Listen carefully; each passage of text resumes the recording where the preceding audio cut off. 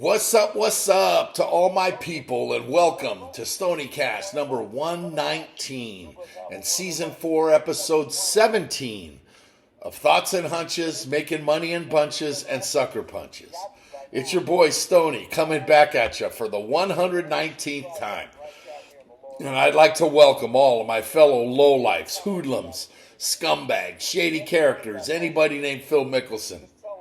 Altar boys with unhealthy relationships with their priests, hustlers, cheats, foul-mouthed, raging alcoholics, friends and family of the gooch, fienders with abusive language, and degenerates. I mean, let's face it, anybody with a massive gambling problem. If you're new to this show and you have a massive gambling problem, you probably fit into one or more of those categories. So welcome, because you're one of us. You're one of us. One of us. One of us. Gooba gobble. One of us. We accepted. One of us. Do you know the reference? Come on. You got to hit that. All right? Got to know the reference by now. To spread the word's very easy. All right? Just tell other degenerates you know to go to YouTube and enter Thoughts and Hunches into the search bar. That'll take you to my page, so that way you can get dialed in to every single thing that I give you. Right? Also, make sure to hit the subscribe button right here in the bottom right-hand corner. That'll keep you up to date. This way, when I put out a new video, you'll get notified. All right? Also, if you're new and you don't know what's what with this channel, it's college and pro football winners, MLB playoff winners, and college basketball winners. I give you my picks to get you to the window with a ticket to cash. The books, they don't expect a guy like me to deliver this many winners. I'm an outlier, and I'm a disruptor. I'm like the Beastie Boys. Step into the party, disrupt the whole scene. That's what I do. Now, before I get to the picks, I have a few thoughts and programming notes as usual. Let me start with the story that just won't die, and that's Kadarius Toney lining up offsides, costing the Chiefs a win, and Patrick Mahomes showing his true colors by crying like a bitch on the sidelines and on the field post-game. He said to Josh Allen, I believe, something to the effect of, offensive offsides, never seen that shit to decide a fucking game.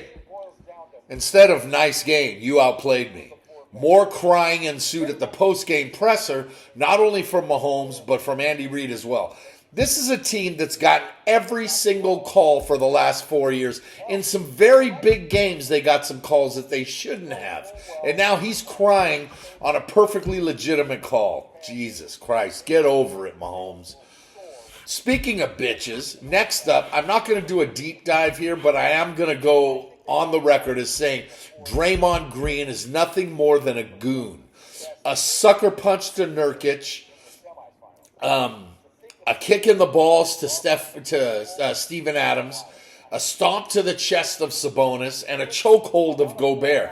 This guy's become an embarrassment of a player and as a human being, right? The Warriors were winning when he got away with all of his bullshit antics. But now that they're shitty, they become more noticeable. I don't even watch the NBA. But when he's the top story for being a prick, he should be suspended for at least 25 games. That's enough. This guy is a clown. Let's face it, or let's see what Adam Silver's ears come up with now. Because who knows? I mean, this is ridiculous. He needs to go away. Period. Basically just for being a bitch. Next up, from dynasty to disaster. That's what the New England Patriots are these days. I mean, just like I said about Draymond. Remember when the Patriots were winning and Bill Belichick was the biggest prick in the world of the media and most people thought he was being cute? Now he's just being an asshole. And his days are numbered in the Northeast. His team is a train wreck. And he's not only old and out of touch, but he's a joke. Last up, finally, our friend Dion Sanders. Y'all know me and have known that I've been a Dion backer. Always have been. Next to Ronnie Lott and Reggie White, he was the best defensive football player I've ever seen. Last week he did an interview in People magazine in which he said that he wished this season was a little bit more quiet. Really? Can you believe this guy? A little more quiet. In an interview with People magazine, of all places to say that. I mean, Isn't that the same guy who wants to constantly be noticed? The shirts and the cross and the cowboy hat and the glasses and everything, right? 2 days later, after this interview, he went on Good Morning America and said it again. Yeah, Dion, you want things quiet. So you go to People Magazine and Good Morning America and tell the world that you want things quiet. He also said he honestly believes that his Buffaloes are going to be in next season's 12-team college football playoff. I'm taking action right now on the fact that that doesn't happen. Who's with me? Come on, I know y'all will climb on board. As for the week that was, as usual, it was an interesting one. The only college football game on the schedule last week was Army-Navy game, and I hit the side and I tied the total. College hoops. College hoops saw me drop a 10-1 Wednesday night on you, right? Last week's video. On last week's video, I went 10-1 and just, bam. That ain't too bad last time I checked. Now, I stayed the course long enough for the rest of the week to get an uneven, but still profitable 27-20-1, right? I'll take that. That's not terrible. NFL was a bloodbath of dogs. The only favorite over 2.5 points that hit was the 49ers, and even that depended on what you got it at, whether or not you got it at 11 or if you got it at 14. I wound up going 7-1, which makes the numbers fall, but when they're so high, it really doesn't matter at that point. Add it all up, and yes, that was my 12th consecutive winning week. Here are the numbers for the week. Last week overall, 36 wins, 27 losses, 3 pushes. 57.14%, another very good week. NCAA football regular season ending numbers. The next numbers I give you in next week's video will be for bowl games. This is NCAA football regular season, 238 wins, 171 losses, 5 pushes. 58.08%, closed out the regular season over 58%. Take that every day. NFL, 130 wins, 79 losses, 3 pushes, 62.2%. Not exactly a free fall, but the numbers keep dropping in the NFL, like I just said. And NCAA hoops, 201 wins, 164 losses, 2 pushes, good for 55.07%. Hoops numbers are rising slowly, but they're still rising. Overall, every pick that I've given you of all 16 videos for the season, 624 wins, 450 losses, and 624, 450, and 11 pushes. 58.1%, still very good, but 59 is the goal. You're welcome. I mean, please remember that all of these picks are 100% free. So for all the touts out there that give you 75 to 80% winners, come on, stop. We all know you're full of shit. Plus, you're charging for these picks. With me, just come to YouTube every week and I'll drop my plays on you for free. You can also follow me on X at Stony Woods. So let's get it started. This week's picks. We'll start college hoops tonight. 6:30 Eastern, and I'm going to take Stony Brook -1.5 versus Norfolk State because, well, if your name's Stony, you have to be a winner, right? 7 p.m. Eastern, I like Marshall +8.5 at Toledo. 7:30 p.m. on the SEC Network in Stark Vegas, give me Mississippi State -16 at home versus Murray State. 9 p.m. Eastern in Provo, I'll take Denver +26.5 at BYU. It's just too many points. 9 Eastern in America's Playground on CBS Sports Network. I'm on number 8 Creighton -12.5 at UNLV. And lastly, at 10 Eastern, give me Santa Clara +1.5 at home versus Utah State. That's it, right? Now, make sure to check back every day going forward in the comments section and keep dropping college basketball plays on you, right? Especially Saturdays. Saturdays are just nuts. Let's move on to NFL. Thursday night football. Tomorrow night, Amazon, 8:15 Eastern in America's Playground. Welcome to this week's version of truly unwatchable football, as the Raiders are a 3-point favorite over the Chargers in a battle of neither team wants to win, and both coaches are going to get the axe at the season's end. I bet every game that I give you, but I absolutely cannot justify betting on this game.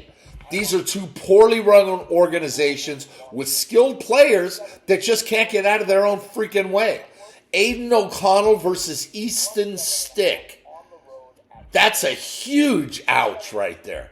Both teams are 5-8 and headed for a top 10 draft pick in April. But if you put a gun to my head and make me choose one, I'll take the dog and the 3 points. Before I get to bowl action, we do have 3 NFL Saturday matchups. So let's get it started there. 1 Eastern in the Queen City on NFL Network is the 7-6 Bengals are 3.5-point home chalk over the 7-6 Vikings. The Bungles have won 2 straight behind Jake Browning, who's looked very good at subbing in for Joe Burrow, who's out for the year. And the Vikings avoided a 3-game losing streak by taking out the Raiders 3-0 on Sunday in what was easily the worst football game of the entire season, possibly the last couple seasons. Josh Dobbs, who was a great story 3 weeks ago, is now just bad. The Bengals are better. Give me Cincy and lay the 3.5.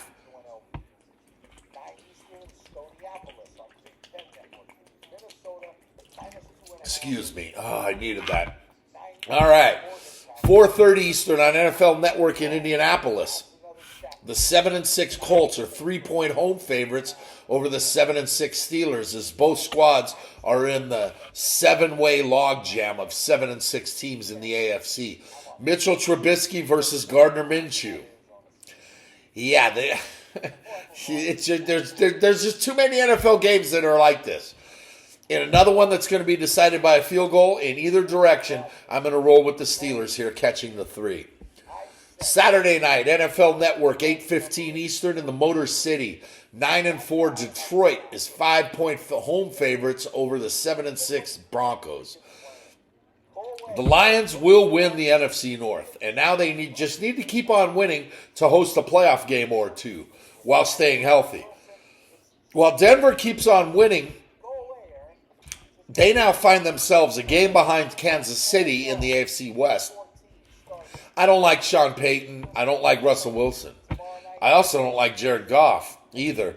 But I do like Dan Campbell. Give me the Lions at home and lay the 5 since this one has trap written all over it. Okay, y'all ready to go bowling?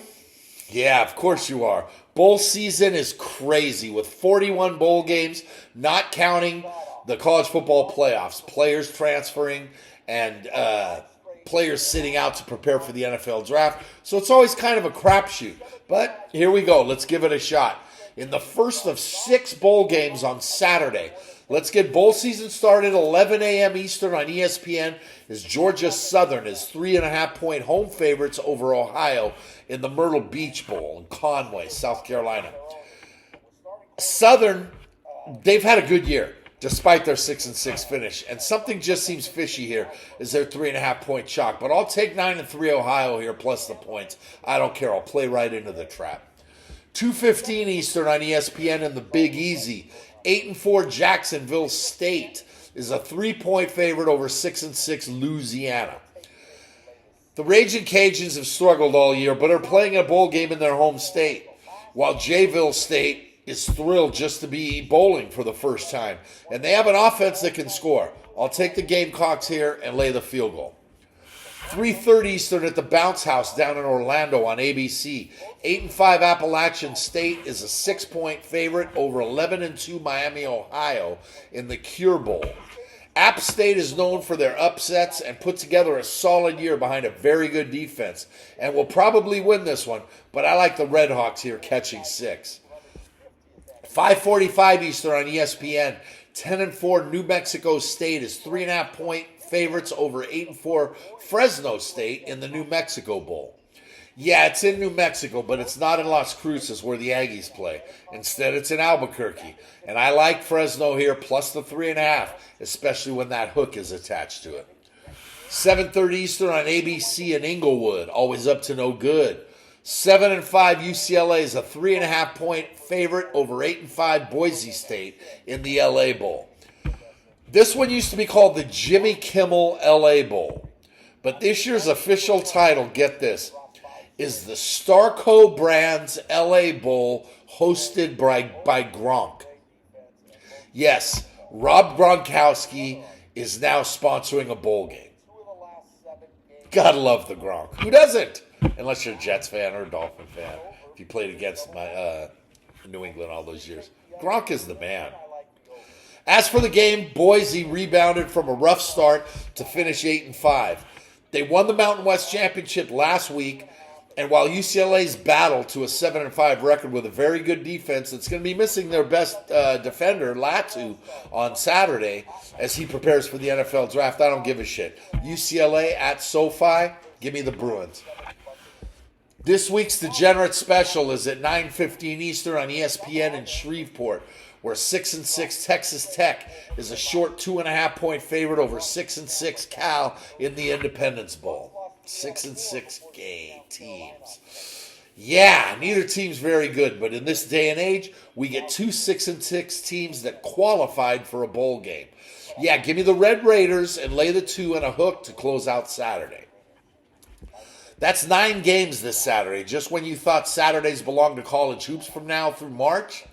Oh, there'll be plenty of those also on Saturday, so make sure to check the comments section to stay up to date.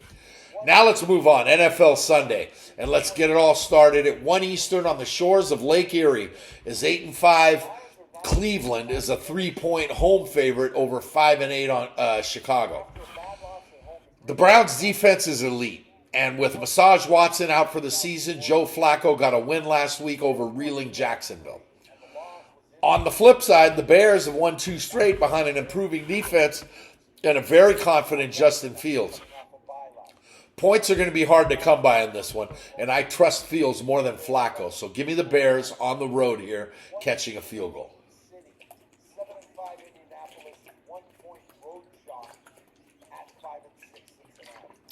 Sorry. 1 Eastern Lambeau Field. The Packers are 3.5-point home favorites over the Bucs in the Battle of the Bays. Both teams are 6-7, though the Bucs are in first place in the absolutely horrible NFC South. Last week I trusted Baker Mayfield more than Desmond Ridder, though reluctantly, and it paid off as the Bucs won it with a minute left. But this week I trust Jordan Love. Yes, I said I trust Jordan Love more than Baker, especially at Lambeau. I like the Pack to bounce back from Monday's meltdown against the Italian Army of New Jersey. 1 Eastern right up the road here in Music City, USA. The 5-8 Titans are 2-point home favorites over the 7-6 Texans. Tennessee shocked the nation with their come-from-behind win on Monday night in Miami, giving the Titans their first road game of the year. Yeah, they're on a short week, but they're also at home now where they're much better, and Houston's C.J. Stroud is in concussion protocol and probably won't go.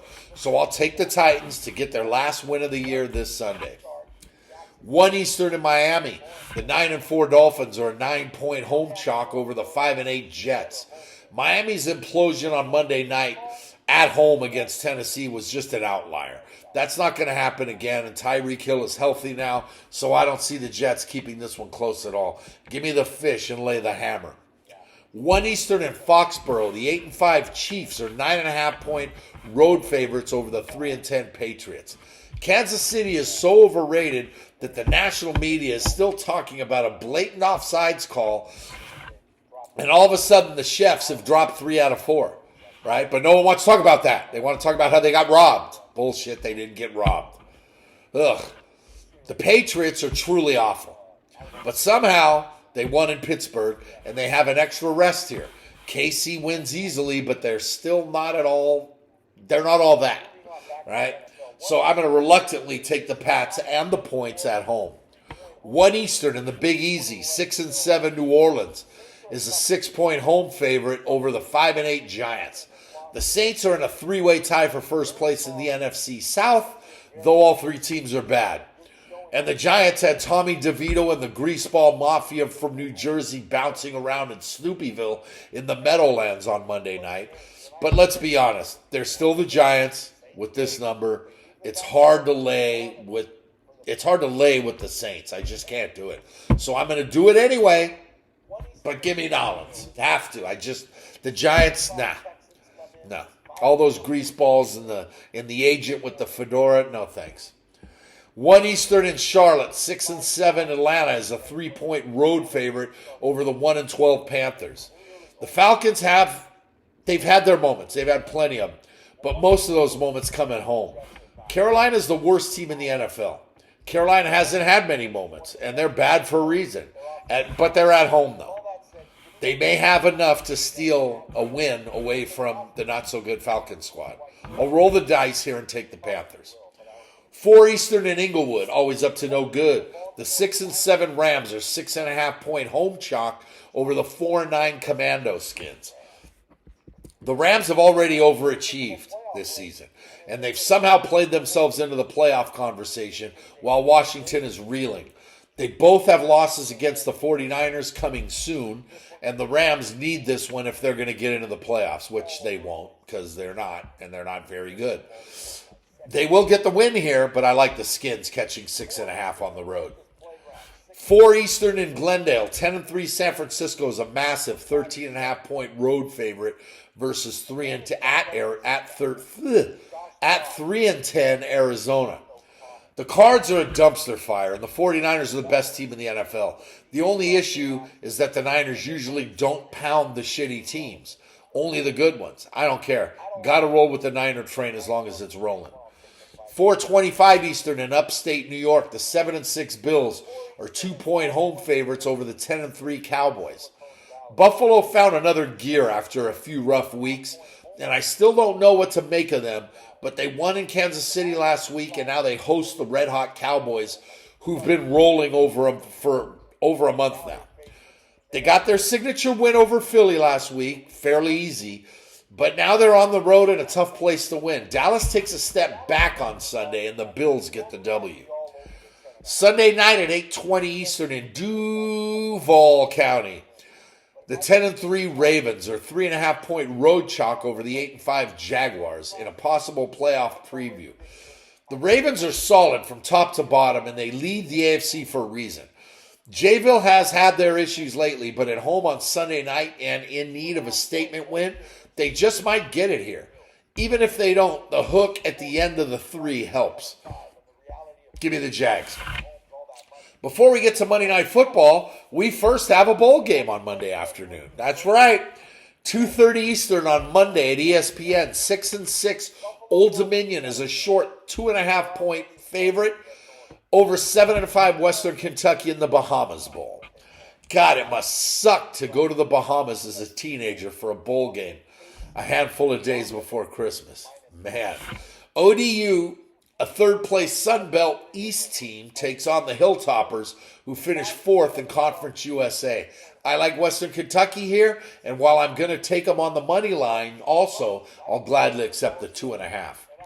NFL Monday Night Football goes at 8:15 Eastern in Seatown, the home of the 12th man on ABC, as the Eagles are 4-point road favorites over the 6-7 Seahawks. Both teams are struggling, as the Eagles' defense was exposed by the 49ers and Cowboys in the last 2 weeks, and the Seahawks have now dropped 4 straight for the first time in the Pete Carroll era. Seattle is always a tough place to win, but that extra day off with this game being flexed to Monday night only helps the Eagles. Give me Philly to get back on the bus again and take over first place from Dallas with a win to close out the week on the road on Monday night. Yes, Monday is the end of the proverbial week, but that was back before online books now make it a daily thing. There's no end of week, right? So I still regard Monday as the end of the week. But before next week's video, there's one more bowl game. So on Tuesday at 9 Eastern on ESPN, where 8-4 Texas San Antonio is a 12.5-point favorite over 6-6 Marshall in the Frisco Bowl. The Roadrunners are the clear favorite here and the much better team, but Marshall has enough offensive firepower to do just enough to keep this one kind of close from the periphery, perhaps even slip through the back door. Thundering Herd plus the big number. There you got it. That's 8 bowl games, 16 NFL matchups to go along with my daily college hoops picks. That's more than enough to get everybody paid before Christmas. The next video will once again be next Wednesday, so get those bets in, and I'll meet you at the window with a ticket to cash. Until next week, make sure to remember that if you want to win big, you got to bet big. You can't go broke taking a profit. Scared money don't make money. For me, the action is the juice. There's money on the streets, it can't be ignored. And finally, good luck to you. Miss you, Gooch. Big time, brother. Big time.